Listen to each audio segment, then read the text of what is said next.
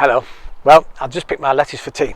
Oh, speaking of things we pick, let's head off down to Malvern to Brian and Sarah and Jack and Emma, and they've picked their first spring rhubarb. And here's Sarah holding the said rhubarb, and I know it's been cooked in honey and stewed and then turned into a crumble. I bet it's absolutely delicious.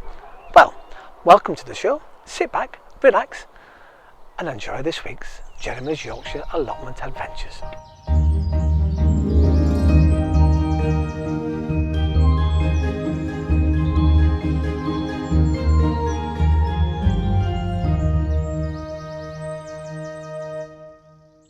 Well, I'm inside my growing frame that I've covered with mesh, and now along the back here, as you can see, I've put like a little plastic frame up because we have our peas planted at the bottom at the back.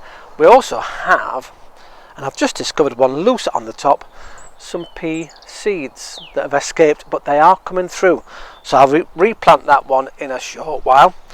But at the moment, I'm concentrating on my carrots and my onions, because the onions protect the carrots from the carrot fly, and it's the smell of the onions that put off the carrot fly. What I've been doing, just taking I have a really big poker here, and it makes a lovely deep hole, and what I do then is I fill it with a little bit of special compost, pop that bit in there and pop the onion on top, and then just fill round the roots, not compressing too much, because I don't want to ruin the roots of either the onions or the carrots.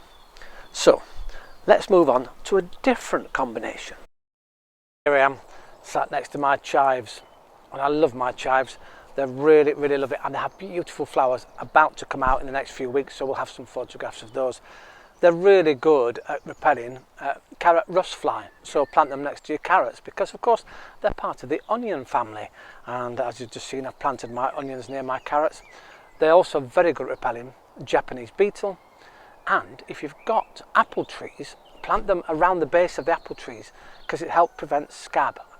So a very useful plant. I was just passing my rose bushes here. I've got two. I've got a yellow one and a lovely pinky one here, and they're establishing. They may not flower this year, but however, if you plant garlic next to them, it protects them from aphids. So another tip, garlic. And guess what? It's starting to rain. Here I am, sat inside the growing frame, luckily, because it's now started to rain. We do need the rain, however, and hopefully my water butts will now start to fill up again, because I've been using it because it's been very dry. French marigolds, absolutely fantastic here inside the growing frame, inside your greenhouse next to your tomatoes. They're really good at defending tomatoes from all the pests that we don't want. They've got a really strong smell, especially the French marigold. You can get Russian marigolds as well. They do similar tasks as well. Here are my tomatoes. These are striped tomatoes here, and they'll be going in soon. I've got lots of cherry tomatoes too, and other varieties growing.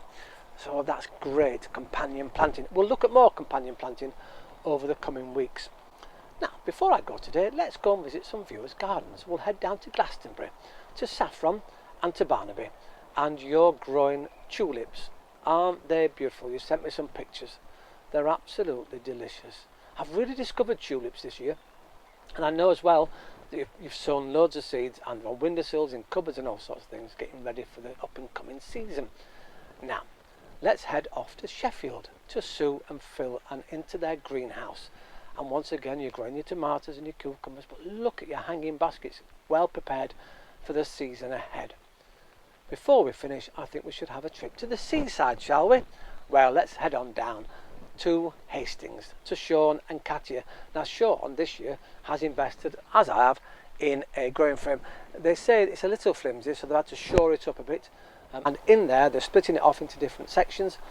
I think by the looks of things, Katia, you've said you're growing, well, Sean apparently calls it his beanery, and you've got a space there for your tomatoes, and look at the tomatoes there, they're coming on really well, and we think between us that they're beetroots as well.